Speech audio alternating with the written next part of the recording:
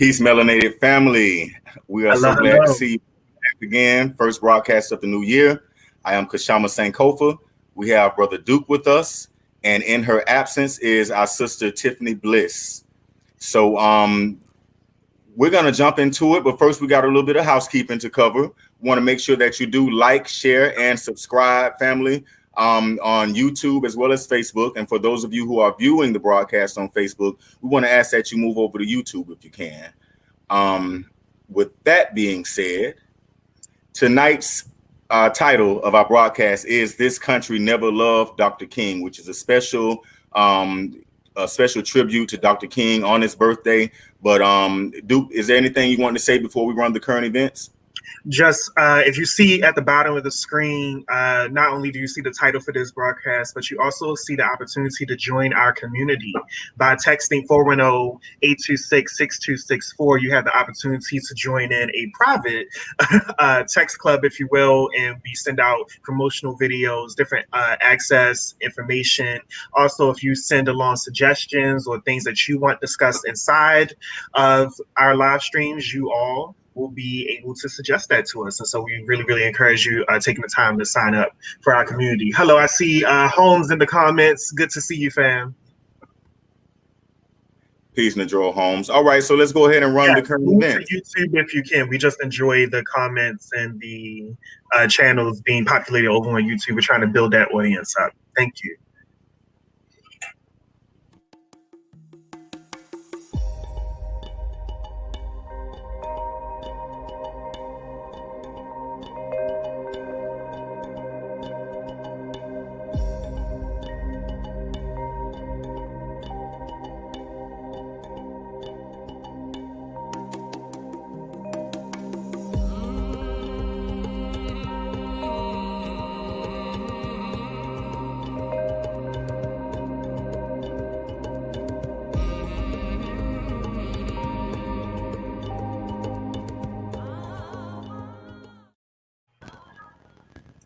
Alrighty, so Chaos at the Capitol. Get into okay, the first one. It's such a catchy catchphrase. The blessing like that white is media. the capital. You'll never hear me praising white media. First of all, they outdid themselves with that little catchphrase, "Chaos at the Capitol," which was really an insurrection. It was them trying to overthrow the government, trying to undo an election, trying to do black people's work. Ironic. Trying to do this black magic work, and it went horribly wrong. Mm-hmm. Well, I guess that's up to interpretation. Honestly, I think that I think the goal was accomplished. I don't think nobody in their right. I mean, you had some idiots among the crowd that might have thought that they could actually, take their country back, so to speak. But these were a lot of lawyers, professionals, right. Mm-hmm. I think they just wanted to send a message. Honestly, they want to undermine their system because it's not serving them to their liking. What are your thoughts on that, dude? I just think that whiteness enjoys a certain level of ignorance that doesn't allow itself to be challenged. And when it comes to moments like this, this is a group of people who have enjoyed the luxuries of being ignorant for so long, enjoyed the luxuries of not having to deal with humanity, as Dr. Joy DeGruy would put it. And this is that melting point, that bubbling point for them. I mean, Trump was a beacon of light, or is a beacon of light for these particular individuals, because he's brazenly racist, he's achieved one of the highest levels of power that this particular system allows. And so they don't want to see that go, even if it is a detriment to themselves. And the thing that we have to remember is that racism is not about being logical. It's never been a logical thing. Racism is about being intentionally ignorant and intentionally abusive. I thank you for that analysis, honestly. But one thing I do want my people to get, black people, because I see some of us, crying and talking about, our capital. And yeah, it was built by black hands, forced black enslaved labor. But this is really something that I think we really shouldn't be taking a stance as to, for or against one side or the other, and we really need to see ourselves as a separate entity from this fiasco. Yeah. And we're going to do another broadcast on this on the 29th called Surviving White History, where we're going to go more in depth and go beyond. This is definitely a historical moment for whiteness. I make no mistake about that. Like, this is something that will definitely be documented and talked about in books going forward about this. And it's not even the most violent or bloodiest. Mm-hmm. Take that into account.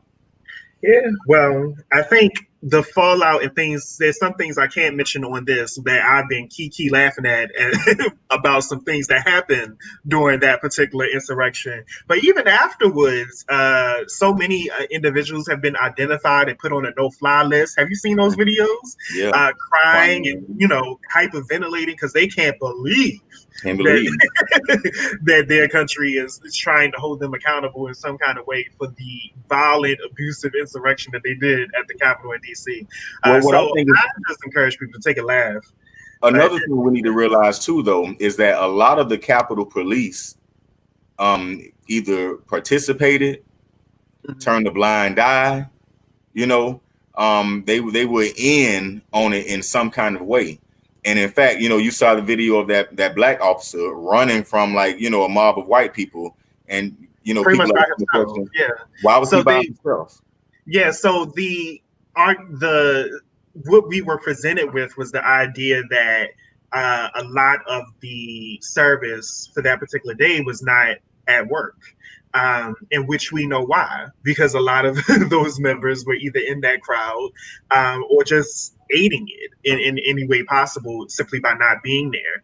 And that has come to forth too as well in particular news cycles and circuits.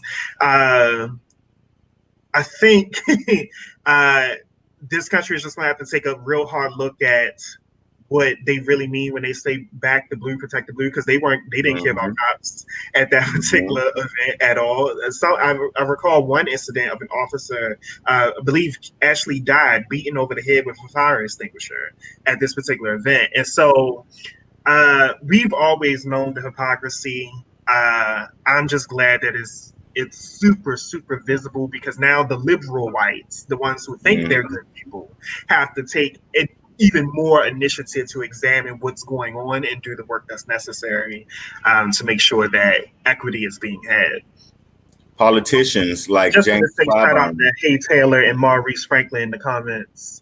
I see Holmes come and say, "Oh no, they can't travel to oppressed nations relegated to tourist destinations by the imperialist nation they tried to overthrow." LOL, LOL. I want to say, first of all, if you are not a poet, get on it. And thank you as well for moving over to YouTube, Holmes. That was thank you so much. We got Sonia Ross over there too. Hey Sonia, it's good to see you. I'm sorry, the comments are just loading up for me on my screen. That's cool. Well, I was just going to point out that now we see politicians like James Clyburn, who was originally saying that defund the police is a bad word and was, just talking all this junk. Now he wants to question, whether, Capitol Police were doing their job or not. Now he wants to question whether they were in cahoots with the chaos that was happening. Now he wants to question the credibility of cops.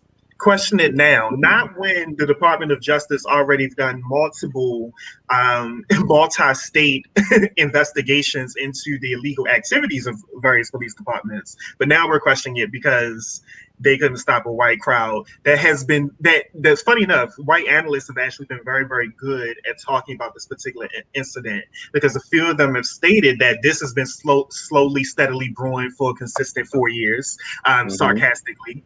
And then another one mentioned that how it was ironic that this particular group said exactly what they were going to do if Trump did not win this election, and they gave warning after warning after warning about what they were going to do, and then when the day came, for some reason the city was unprepared.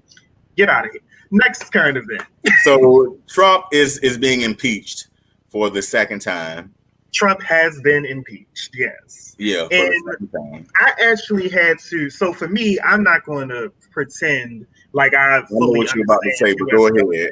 Yeah, I was about to say I'm not going to pretend like I fully understand U.S. government politics and everything else. So I needed to look up what exactly this impeachment meant, and I'm going to pull that up for our audience here. But the first thing I will say that everyone needs to know is that this second impeachment, while unprecedented, this is the first time it's ever happened in U.S. history for a president being impeached twice. With it also happening about 8 days before he was going to leave the office. What has to happen now is that this has to be sent to Senate for there to be an actual trial about the particular case.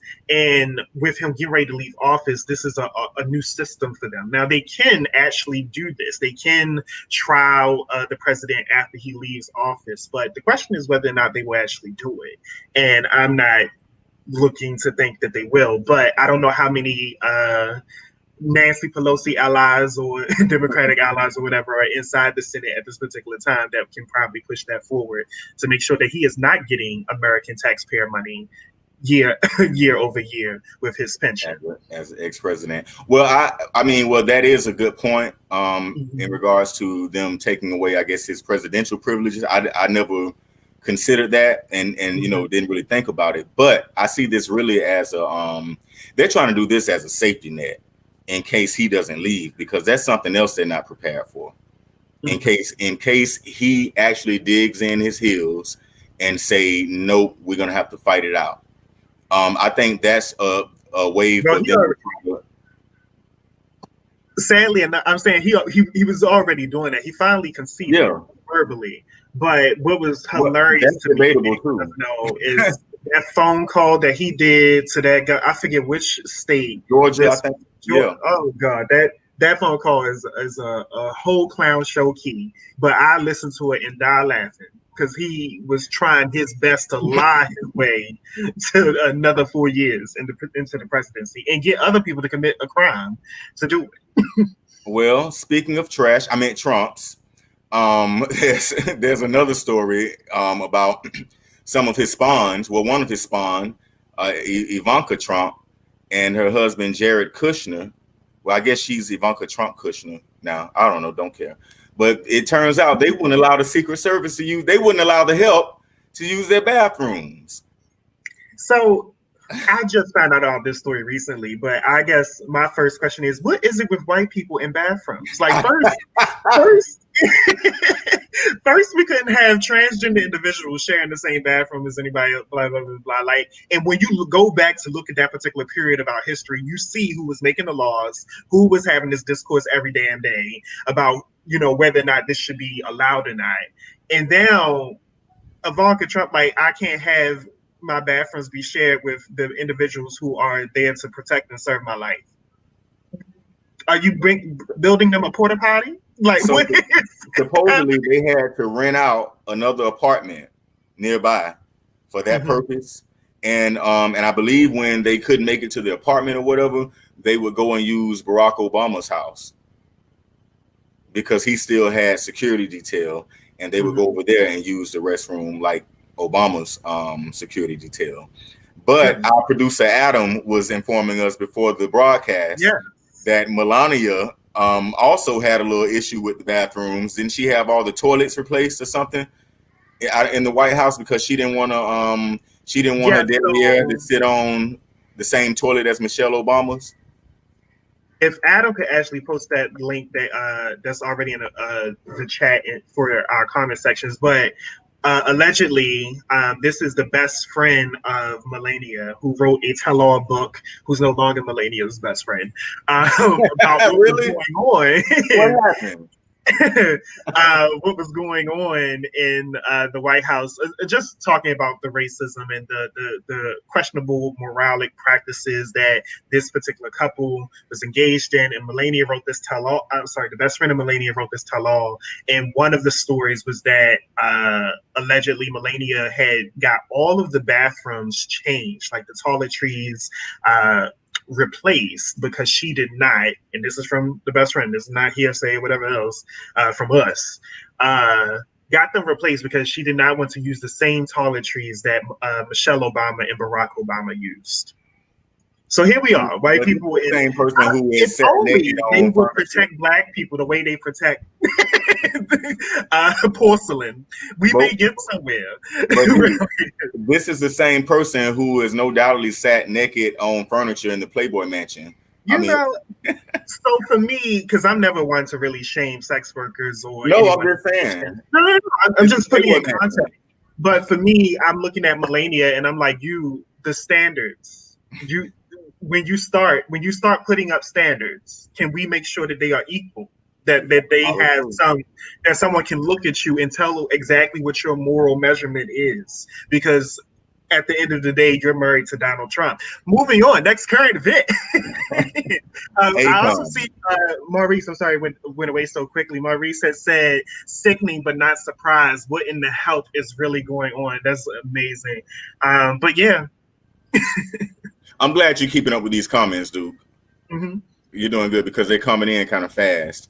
But in other news, Black Film Festival also said, yeah, Melania had all of the toilets removed, but now they're going to fumigate the White House with a $200K cleaning, including the drapes. Well then. I'm sorry, before we move on, but this has reminded me, but wasn't it not too long ago that an article was released soon after Donald Trump had denigrated Baltimore for all the rats inside of it, that they were talking about all the rats inside of the White House during that particular time. So that was another thing that there's. I believe it's an old building going on, and it makes sense. It's an old building, and it's in DC, and it has a particular family in it, so it makes sense. But moving on. Well, okay, so we got to talk about Akon. Akon has a new business venture. We know he's been in Africa doing things with, especially in West Africa, but now he's moved into the Congo, and he's financing copper and cobalt mining operations, which is noteworthy and problematic, big time problematic. It's actually him selling out in the worst way, because the Congo is home to some of the worst abuses against humans, including children who are forced to labor in the cobalt mines. The country itself is exploited by China, as well as other European and the US countries, in regards to, depleting those resources to furnish smartphones and all this technology that's coming out with the electric vehicles and the batteries that's going to run that. It's just a lot, and it's coming out of the Congo, but the people of the Congo are suffering because of it, to the level in which they've suffered under King Leopold, who we know throughout history used to cut off the hands and arms of Congolese people who didn't, pick enough, who didn't work or provide enough materials, whatever he had them working in. Yeah, so this seems, for me, just another example of the impacts of the capitalistic structures. I question, and I haven't followed up with this story enough to really commentate too much, but I'm hopeful that Akon and his team will put measurements in place to lessen the burden on the people of the Congo, and consider other alternatives for how to get the particular mining done, while also still paying the residents of the Congo for their, for taking resources from their land. So I don't know too much about it. So this is the thing. This story broke for me from African Esquire TV on YouTube. She's part of the New Black Media. It's important that we do support New Black Media and that we do tune in, because this is where you're going to get this real information from. So African Esquire TV, you can find the I guess show that she did on it, and he's investing in a company that already exists and is doing the mining and is already participating in these behaviors and exploiting the people. So like you said, Duke, I hope that he will use his influence to better the conditions of the people and not to exploit them. But the way things are looking, it's looking like he's just selling out. Noted and understood. Extra buttery golden biscuits. The truth is that Akon has been circulating quietly in our news media circles for quite some time because he's been making advancements, him and his sister, with creating his own city, investing more so in cryptocurrencies in order to in new forms of trade in order that's outside of the money resources that we have, in order to make a robust functioning city inside of one of the countries in Africa. I forget exactly which one, and I haven't been one to follow super along with this story because I wish something like that was happening here. But I just hope that in his mission he is cognizant of who is at harm when it comes to business deals and trades, such as what's going on in the Congo. The criticisms have been that he's heavily in bed with the Chinese, and I've also heard that. Yes. Mm-hmm. Capitalistic structures is what breeds a lot of this particular pain and dominion going on in our societies. We also got to be able to see the difference between like Black excellence and Black people being that's used. A whole nother topic, brother. Well, we've done this before, dude. We've done this a lot. That's an amazing. Finish your thought. I'm sorry. No, that's it. Yeah. Because people would look at this on the surface level, and they see Icon all glistening, with his diamonds and stuff, and then they say there's Black excellence. They look at Oprah and they say there's Black excellence, but then we're not really comprehending what are the tangible benefits for Black people from this so-called excellence. Is it really Black excellence, or is this just a Black person being rewarded? Yeah, and that's a hard question to ask for a lot of people because we are in this place where we are fighting and surviving on what little representation we have in a lot of these spheres. And so when someone is put on a platform, funny enough, very side note conversation that's relevant to this, but I had just talked about how, like, for relevancy's sake, Vivica A. Fox, right? I never considered her an amazing actress ever. Right. But I never questioned her or said anything bad about her because I recognized that my culture put her on a pedestal. And then I went back to watch one of her old films and I was just like, this is horrible. Like, am I the only one who thought this was horrible? And people came to the status and said, no, we just didn't want to denigrate somebody Black. We wanted to, but even when it was really, really horrible and it didn't advance us in any kind of way.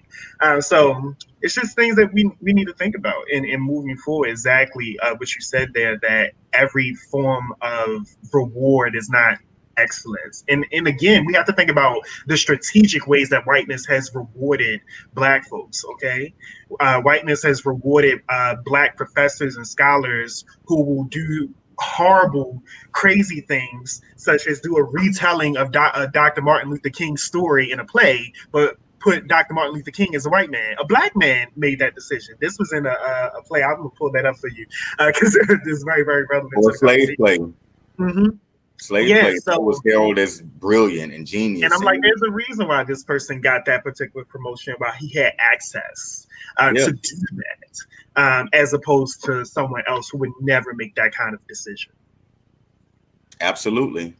Nadrol had a very good comment up there. He said, funny how Black excellence is so rooted to gains in systems that have historically been responsible for hindering, threatening Black liberation efforts. Exactly. Exactly. They will praise the Black person who works their way up in the FBI and, and all this stuff. I mean, and it's like, which one do you really want? And people will call you a hater. There's a reason why the conversation is always about Martin Luther King and not about Malcolm X. There's a reason why Harriet Tubman's full story is not talked about and showcased to us in any learning capacity. There's a reason why these particular things are not happening.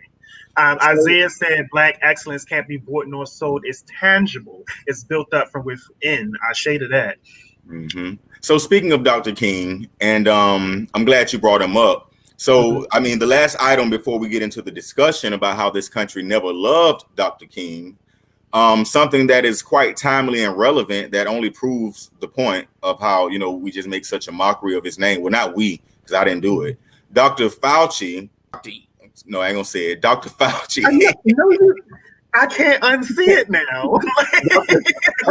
Dr. Fauci I can't unsee it. That's just horrible. received the MLK, the Dr. Martin Luther King Jr. Award from Al Sharpton and the National Action Network. Is the live stream over? Can I go now? Because Yeah, we can have our cussing that's session where I after the live stream. Also, real quick, if you would like to join in on this discussion at some point, Adam will be dropping the link. Please stay tuned. Dropping the link for you all to join in with us. We would love to hear some of your voices. Please be sure to come on through. But we might do Melanated Solutions After Dark 1 month, so we can curse. Whatever needs to happen. But join our community app by texting 410-826-6264, and there are conversations that can happen there that are not we can talk on that, can't we? Yeah, we can talk on that. Dr. Fauci, I don't really have much to say about I was going to say brother, but clearly that ain't the truth. The man. And so exactly, Holmes. Whenever Al Sharpton comes up, it's like it makes me feel queasy. I don't feel good moving forward. But he has received the MLK Award, and this is an award that is just, in my opinion, just thrown to people most times. I mean, because even Barack Obama didn't he get this one? Or was it the Nobel Peace? He could have. I don't remember, but Carter B might have one. The Nobel Peace, which was the irony, because he had dropped so many damn bombs on people. Talk about peace. But anyways, these awards are just thrown around. And see, the other thing that I'm curious about is, I haven't looked this up. I haven't found out. And this is probably just an error on my own, but this is something else that I would ask people to consider. When you consider an award like the MLK Award, it's probably real important that general community, the me's, the you's, the mothers, the fathers, uncles, and sisters, have an understanding of who is in control of delegating that award out. Because oftentimes, in other circles and scenarios, it's not even Black people. Like who is not even people that are integrated in this particular experience to be dishing out an award such as that. So hopefully, and we already know Dr. King's family ain't where it needs to be all the time, but hopefully his family is really integral in deciding who gets this particular award. Can only hope. Well, his niece is a little, little problematic, and she's the most vocal these days, if I'm not mistaken. But even still, just like, we got to put more respect on the brother's name, on Dr. King. So let's talk about it, family. Mm-hmm. Let's talk about Dr. King, because we know this country loves, to prop up Dr. King. They like to bring him up. What would Dr. King do? As soon as somebody, wants to calm you down from, resisting white power, the first thing they bring up is, hey, wait, Dr. King. And let's be very clear about what we're talking about, because they don't love Dr. King. They love the speech. Specifically, I Have a Dream. And that's it. That's the extent of their knowledge about this man. I don't even know if they love they don't even love that whole speech. I think they just love the part where little white boys and little Black boys can walk and hold hands. Mm-hmm. I think that's the part they love. And that's the part they remember. Peace, Black power to you, Farad. I'm also, I know Adam put it up, but Holmes has said that damn near everything MLK nowadays is owned by folks who are against Black liberation. Ashe, amen.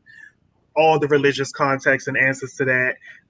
They also mentioned that like an idea of Dr. King constructed by the same folks that killed him. And this is what we are constantly dealing with. But let's break it down. Another thing they did too, before we break it down, because I want us to talk about this, they created a dichotomy between him and Malcolm X. Yes. And there was conflict when they were living. We're not going to sit here and sugarcoat and act like they agreed on everything. Mm-hmm. But if you go into it, you'll understand that both brothers were quite young, and the media manipulated that more so than anything. The media will run to Malcolm and say, well, Dr. King said blah, blah, blah, blah, blah, blah, blah, blah. And, and Malcolm would, get slick out the mouth because he was slick, right? right. And then they publicize that. but nobody ever talks about the fact that those brothers had a meeting. Yes, in multiple. That's the other thing that people don't forget. That people forget about. They had multiple meetings and engagements intentionally, not just showing up randomly at the same spot. Mm-hmm. These two brothers met on a recurring basis, sometimes. And I'm so thankful that I'm a huge follower of James Baldwin, because James Baldwin documented some of those meetings in his journals for the I Am Not Your Negro. And so it's just so important that we have a real Black context and narrative around these particular figures, because let whiteness tell it. And you see what we have here. That's another live stream topic. Let whiteness tell it. We can just go through all the false narratives. But okay, so this country never loved. Comment. Yep, a superficial, dishonest dichotomy. Exactly, referring to Malcolm X and Dr. King. They were more in a line with one another towards the later part of their lives. Exactly. Absolutely. But you know who wasn't aligned with Dr. King? The FBI. Okay. So I caught that.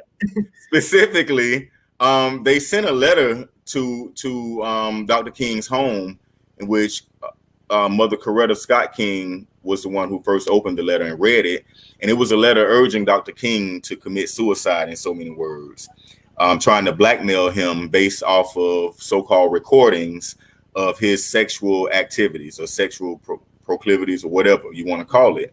So the letter was actually uncovered in 1971 when there was an organization that wanted to expose the FBI, hold them accountable. They broke into the FBI's office and found that letter, among other things.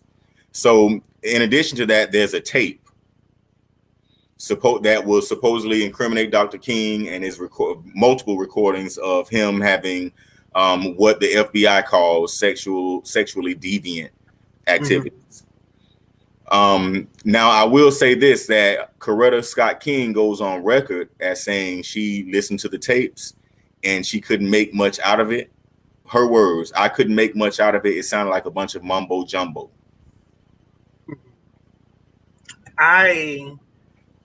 What I want to add for this is that people forget how influential the power of propaganda was during this time, right? And this is something that people don't fully understand the context, because there wasn't an internet, right? It still is, though. Not interrupted, but keep going. It still is. Let me correct. But there was no internet.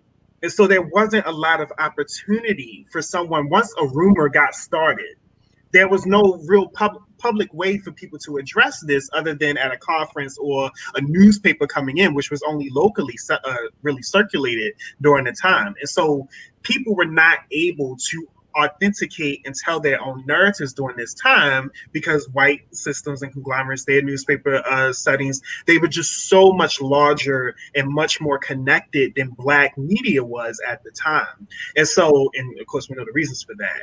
And so when these narratives came up, it was so hard to challenge them. And it would look like someone had went quiet or wasn't responding to the rumors, when the truth is that they just didn't have the platforms to respond to it in a more nationwide setting, as opposed to just local. It was such a shame. Okay, so, well, there was a response to it. And the situation with Dr. King is a little bit complicated, because I think that we must keep our leaders from the past, we must keep them in context, keep them in a historical context. Him being born in 1929 in the Deep South. We just talked about propaganda. Much of the propaganda around beauty and attractiveness during that time, and even still today, but especially during that time, was geared towards European ideas or standards of beauty. And white women were prompted as the ideal image of beauty. So it's said that Dr. King, had, some rendezvous with white women, white sex workers or whatever. I will say this, the family actually sued to keep the FBI recordings from coming public, because, after a certain amount of time, I believe the records are open to the public. They sued to keep them sealed, and they won that. And they won't be open until 2027. But it begs us to ask, like, well, if there was nothing on the recording, if it was just a bunch of mumbo jumbo, as she says, then why do they want it sealed? Right. I think the truth is that our ancestors during this time knew the importance of keeping a narrative or controlling a narrative. And I say this because I had the honor of meeting Sonia Sanchez about 2 years ago, world-acclaimed poet from the Black Arts Movement. And she said it herself that the number one killer of any movement was gossip. And so when you look at the time period, and I'll go on record saying myself, I haven't seen the documents or anything else, but I'm very sure that some of those alleged marital affairs happened, and with white individuals, because this narrative has just been going on for so long in our communities before white people even started talking about it. And so those things most likely did happen, and these individuals knew that for some reason, because you got to think about the way that Black people were raised. It's like you got to be twice as good and you got to be perfect. This idea of not vulnerable. And so when you look at an image of Dr. King, he could not be fallible, right? And if he was fallible, then that would hurt the movement and the people that were going to be following after him during this time, because we as Black people have this issue with treating Black people as other humans in this society. We have to have them as untouchable, quote unquote, godly type figures. Well, I mean, I understand that, and I brought that up not to play devil's advocate, but to be objective and to be upfront, not to be neutral in a situation where we ought to be pro-Black, so don't get it twisted. But I brought that up because, I mean, if it's not said, then your enemies are gonna say it. So I understand that logic. But then again, also in the interest of controlling the narrative, I do understand, the idea of squashing any type of question or gossip. Now, this is the thing. Even if we hear those recordings and it is a bunch of mumbo jumbo, like you said, the narrative could still be out of our control because people will claim they hear something. It's so easy to accuse a Black man of something. Nobody has ever heard the recordings, but yet people still believe it. Mm-hmm. And with no other evidence other than what the FBI said, people still believe it. And let's not forget that they are the same ones who try to position that there was a relationship of some sort between Dr. King and Bayard Rustin, simply because they worked so closely together for the March on Washington. There was news articles that claimed that there was a relationship there. I think brother Adam Clayton Powell might have indulged that a little bit too, because he was now this goes into some real history. I think he might have indulged that a little bit too, because he was a bit upset with Dr. King taking his shine, so to speak. He was he did great things for our people, don't get it twisted. But he was also he had that Shango energy. He was very showmanly like. And there were some elements of Dr. King that he didn't appreciate. I think it wasn't just about taking his spotlight. Also, I think there were some things in Dr. King's youth, whereas he didn't quite know how to deal with some of these serpents and the powers that be, whereas Brother Powell had been doing it for a while. And I think he saw some things that Dr. King didn't. And I think that the powers that be purposely kept Adam Clayton Powell from having a strong role in the March on Washington, as well as, probably trying to stir Dr. King away from him because of what that brother knew and what he stood for up there in Harlem. Adam McMath says Bayard wasn't interested in Black men romantically, including MLK. and we got the proof for that one, okay? Yeah. He was very clear about what he wanted. Actually, there was a comment from Sonia. We didn't have a chance to read it, but I'm laughing at it because Sonia should be ashamed of herself. I'll tell you why after this. She said, I always think about King's alleged extramarital relationships in the context of stress management, the tremendous burdens he carried and the need to cope with the stress. And I'm saying that Sonia need to be ashamed of herself because she know darn well that ain't nobody getting ready to put all that context on a Black man. Okay? They not about to give him that grace and that period of figuring that out in the healing nature of sex during that time period. But anyways, Tiffany mentioned the path Dr. King was on initially was to become an entertainer, right? I'm not sure about that, actually. Dr. King wouldn't be the first to have his legacy attacked or tainted by a sexual liaison. But this is something else I think she's thinking about Minister Farrakhan. who is an entertainer, has a nice singing voice, and he plays a couple instruments, I believe, violin, and yeah. Yeah, so the thing that we forget, especially when we're talking about historical figures such as this, is that it's about how human they really were, right? Like the fact that we could be these people too if we just made the decision to do something about it, right? And people forget, like when Rosa Parks decided to sit out that particular day, she was not thinking about, I'm going to do this for Black people. She just said, I'm tired. Like, and that was it. Like that was the spark of what was going on. But we have something else here. Well, I want to get back to that interracial thing too, and because we were talking about the humanity or just understanding or putting our leaders in context, and that's something I wanted to get to as well, because supposedly Dr. King had not an affair, but a relationship with a young white woman in his college years before he met Coretta Scott King. And a lot of times that's thrown up to, delegitimize him. And I was just mentioning the fact that being born in 1929 in the Deep South, and you can see his choice of marriage to, Mother Coretta Scott King, she was very light-skinned. In fact, a lot of Black people, Black men especially, married light-skinned women. And so the whole idea of him being beyond that psychologically, that he couldn't be attracted to a white woman when generations and generations of us have been brainwashed to see ourselves as being unattractive.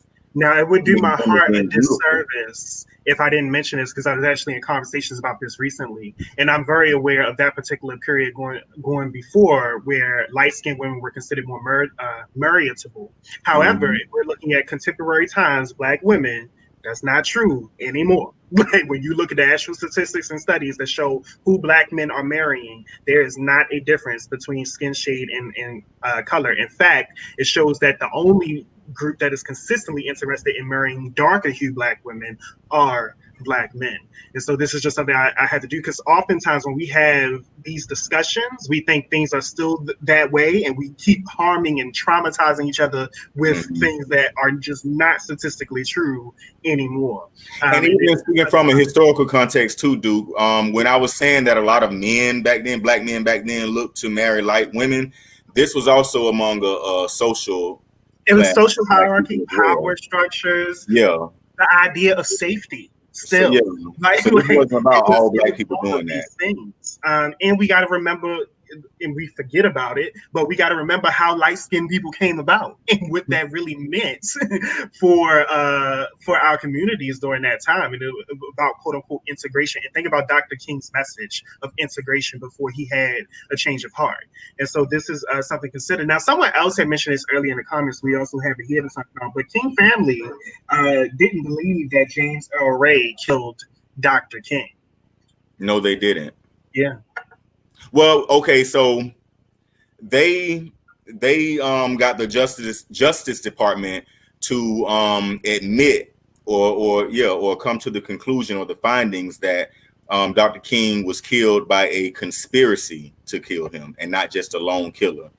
And that's important, because then you have to say, well, hey, who else acted alongside James Earl Ray? But they don't believe that James Earl Ray killed Dr. King. But for the sake of documentation, the DOJ documents just state that it was a conspiracy and that James Earl Ray was not the lone assassin. So with that being said, we know the government was constantly following and harassing Dr. King, and threatening his life. Like we wouldn't even know all of these things about him if there wasn't this microscope, placed on him. Even still today, you got white scholars, so-called scholars, and people coming out saying that Dr. King plagiarized his articles, plagiarized his dissertation work to become a doctorate, and basically just like frauded his way through college. A lot of them are saying, which I'm not promoting that narrative. I'm just showing how this country never loved Dr. King. So why are we believing that just one person killed him? And somebody else in the comment section said that the bullet itself actually didn't kill Dr. King and that he was smothered in the hospital. Yes. Was that you, Negro Holmes, who said that? Yeah, Holmes said that. Holmes said that. Mm-hmm. And that is definitely a narrative that has also been circulating. And there was, I forget the name of this particular person who decided to go about looking for that information. He wrote an entire book. He interviewed many, many people, and talked about how there was a real conspiracy when it came to Dr. King's death, and the government has yet to acknowledge his participation in this particular incident. Sonia Ross said that she heard that Mrs. King spoke with the alleged killer and didn't believe he did it. I actually do recall that interview as well. That was definitely, yeah, that's a statement on file from Coretta as well. She also heavily leaned into the fact that there was a conspiracy against her husband. Just to let people know, the chat line is open. Adam has posted the conversation into the comment sections. If you want to join us, just click that link and sign in. Adam will greet you all backstage and let you know how this all works. Just letting you know that we are, held to time constraints, so we'll try to keep our conversations brief. If you have a comment, statement, question, things you want to add to us, bring it in. We'll discourse that, and then we'll politely excuse you to the background so we can bring more people in. But we are looking forward to hearing from you all. Make sure y'all like, share, and subscribe as well. Remember to do that, family. I want y'all, I'm gonna steal a little something from the other live stream that we do, where you send people with a little homework. I want y'all to look up Reverend Billy Kyle. Speaking of the conspiracy, this is an assignment for me, y'all. He catching me off guard. Reverend Billy Kyle. All right. Yeah, because I was actually looking for the video earlier today because I wanted to share it, and I wasn't able to find it until just now. I actually found it, but it's 3 minutes long, and I can't go through. So we're talking about Billy Kyle.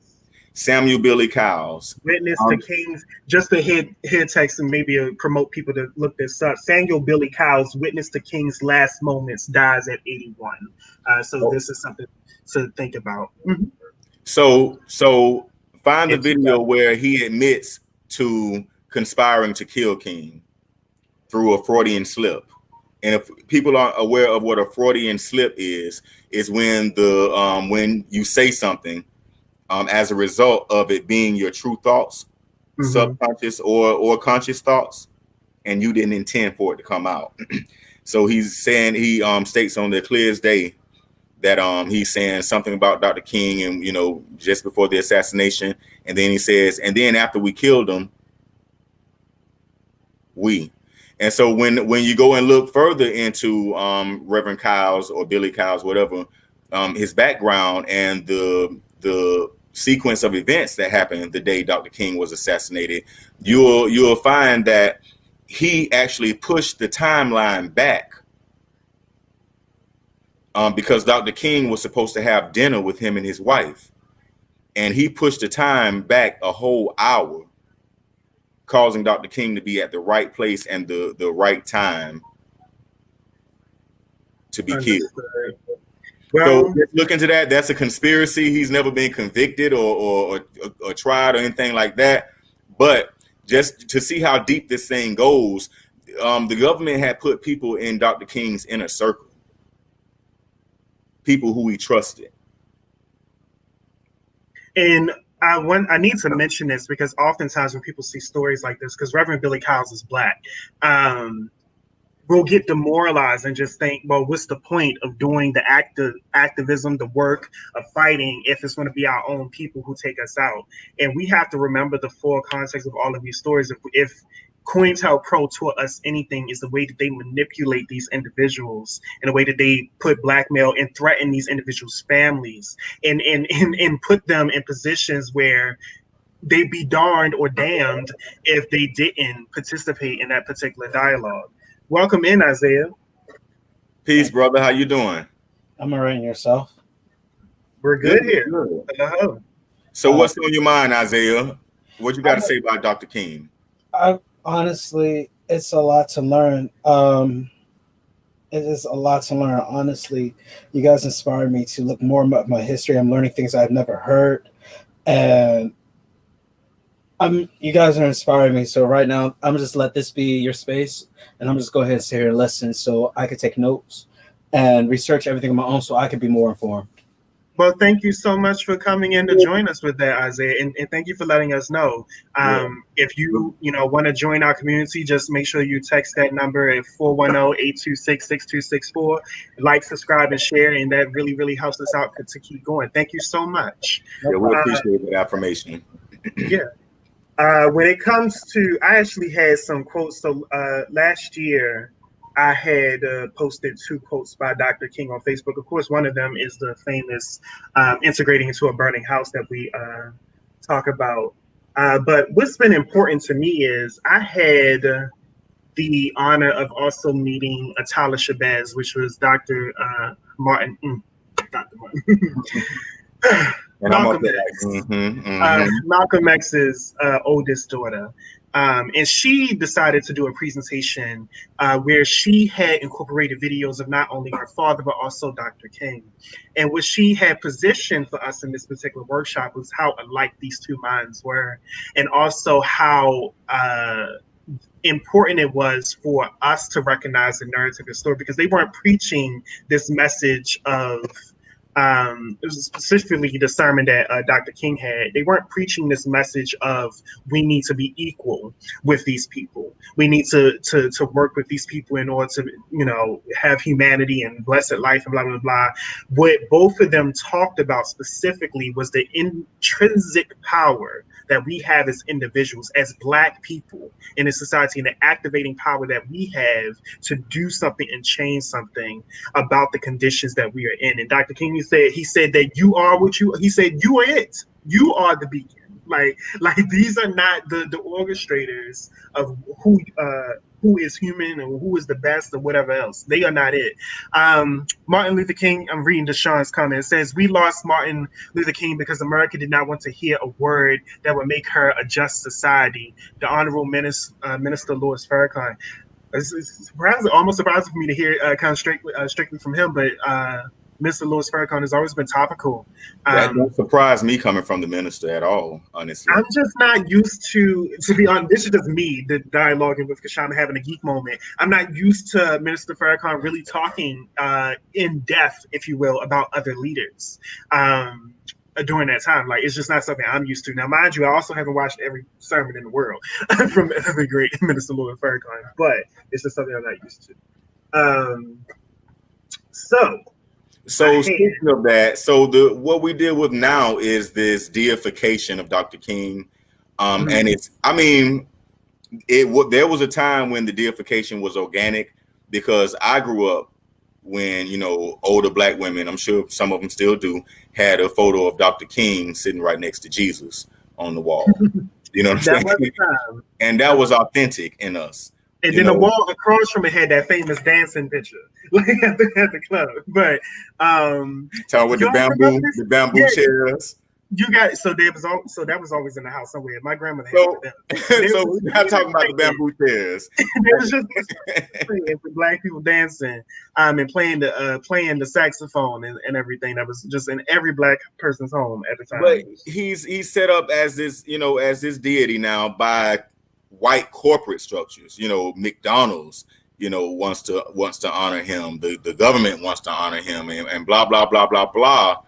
But it all boils down to Dr. King was better controlled as a dead man, because in his ending, at the later years or before his assassination, he had evolved so much, and started addressing issues that went beyond integration and the South. He had started talking about international issues. He had started criticizing the war in Vietnam. He became this international figure or actor, some would say, not an actor in the sense of someone who fakes, but someone who plays a real role in the destiny and shaping of this world.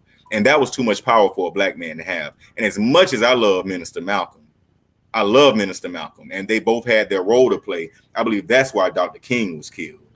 So I want to add more context to that. So we lost Dr. King murdered in 1968. We lost him in 1968, and I had two quotes from him that are actually from 1968. And so this gives people more of a context of why we lost him. He said, one, we have fought hard and long for integration, as I believe we should have, and I know that we will win. But I've come to believe we're integrating into a burning house. That's the first quote. We know with that. But the second one, I think, is very curious, especially when we look at the times that we are in now. He said, the white man does not abide by the law. His police forces are the ultimate mockery of the law. This was also in 1968 by Dr. King. And people who have actually took the time to study him, it wasn't until Dr. King became very adamant in the push after integration was, much more realistic. It was a foreseeable future.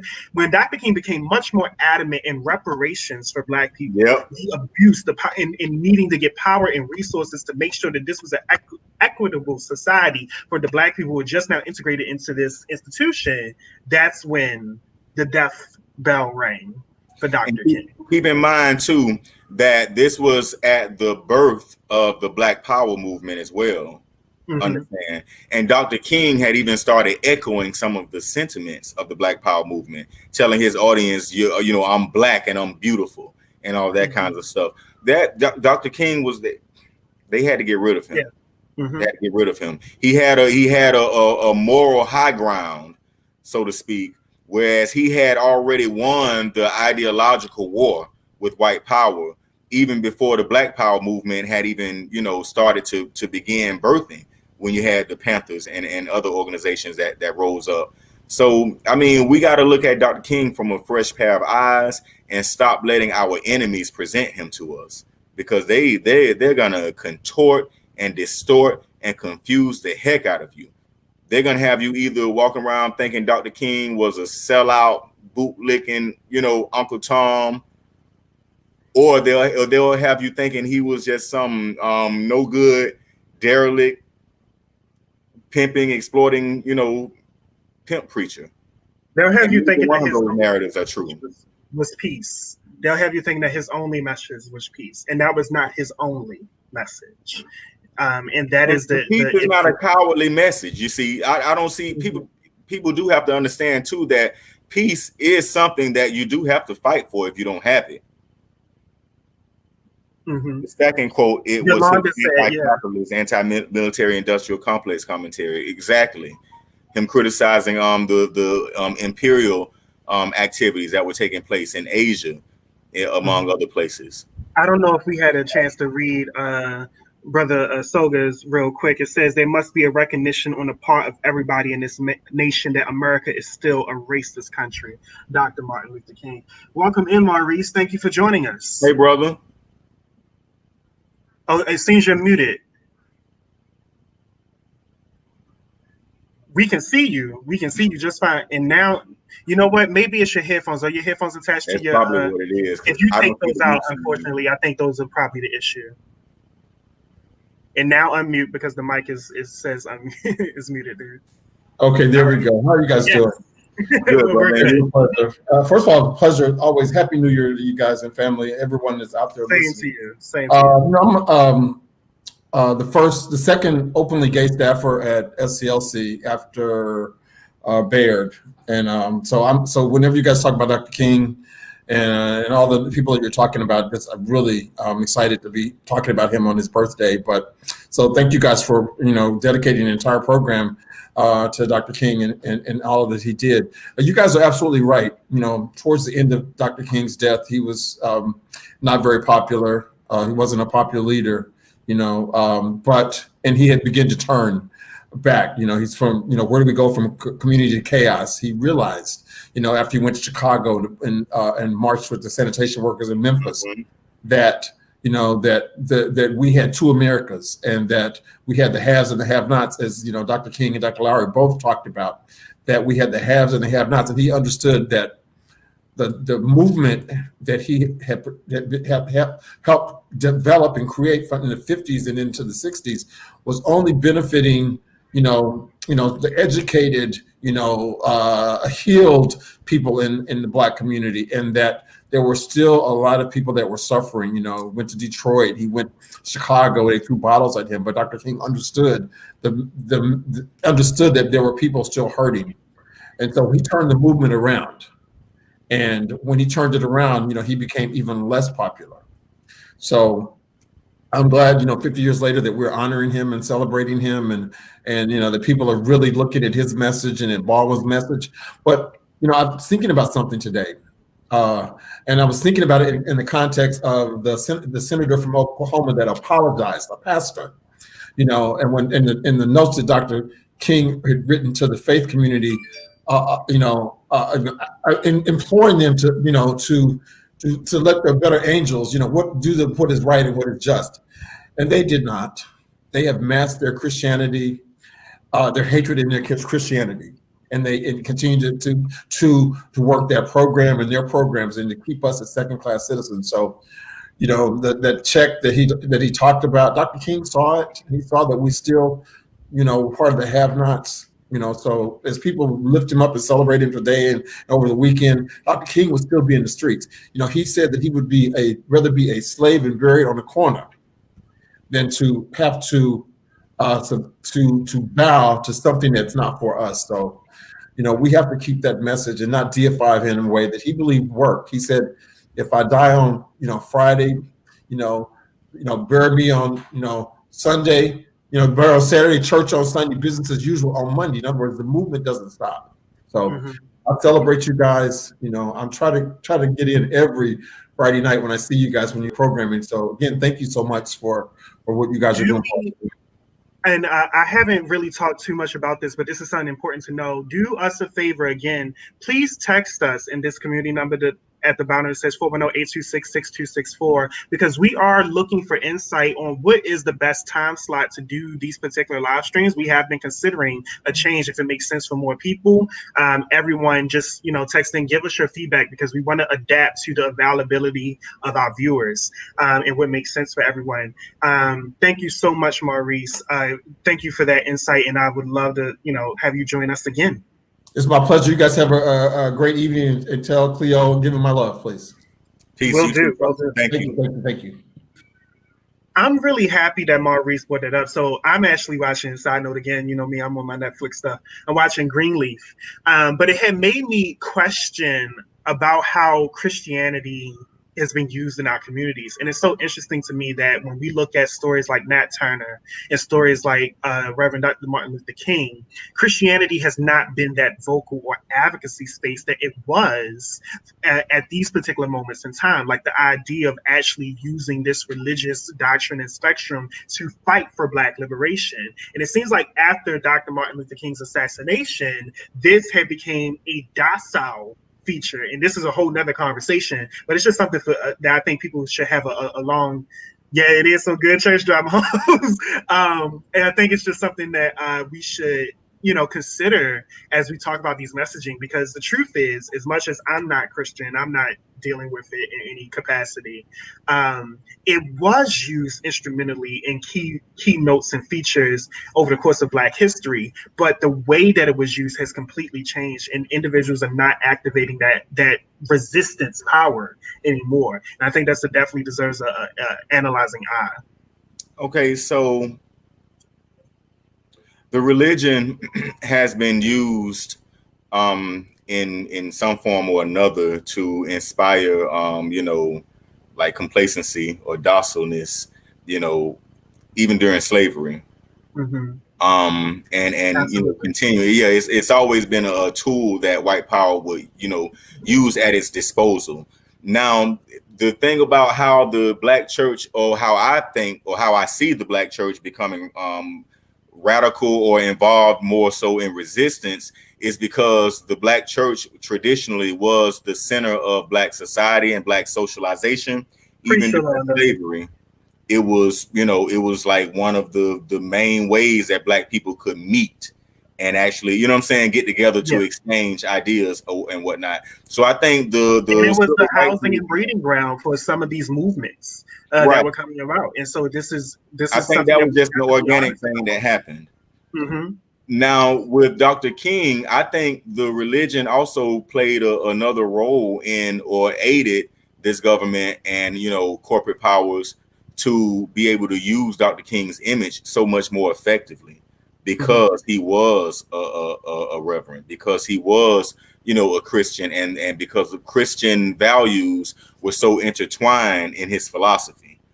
I think that makes, you know, him so much more, his image or his, you know what I'm saying, his legacy makes it so much more manipulable, you know what I'm saying, or pliable, as you could say, by the powers that be. So that's an interesting thing that he did bring up. It's something I thought about, but it does take a more, you know, critical analysis. Well, I think we have pretty much reached our time slot for today. We're going to read these last couple of comments. Maurice said that liberation theology is the Black church. I agree with that. That's a heaven I want to be in every day. I would hope so. Isaiah said, and yet the Black church has become the double-edged sword. Truth to that. Isaiah also mentioned that hurting more in us than it is affecting the enemy. Solga mentioned that Nat Turner was a preacher. This is how he was able to lead us to resist. And the thing about Nat Turner's rebellion that people should recognize and know is that when he was taught the Bible and when he was reading through it, he felt as if that Bible was intrinsically telling him that he needed to resist. He felt that the power, the stories in those particular biblical times were about resistance and fighting up against oppression. And so he used that Bible as his guiding key for that. So I'm not a Christian, but more power to people that use it for the advancement of Black power and Black people. Thank you, Dr. Martin Luther King. That's something that I don't think I've ever said, probably past 4 or 5 years old. That just hit me down in my shana. Right, so yeah, I've definitely said it when I was young. Like I gotta get it to the church for my ancestral work. It just made me feel different. So thank you again for your work. In the advocacy that you did and the labor, the extreme labor that you did in order to try to bridge Black communities, because we know that work is tiring and not easy. But I'm pretty much good with this convo. We're getting ready to log out. Please stay tuned right after this because the flyer for the next Melanated Solutions Media broadcast is up. But any closing statements? I just want to echo your sentiments and say thank you, Dr. Martin Luther King Jr. I want to speak your name, give you all honor and respect as an ascended ancestor. Ashe. Yes, Ashe. So with that being said, family, our melanated family, our melanoids, we will see you we will see you on the 29th. I was going to say next week, but we'll see you on the 29th. We love you too, Lena.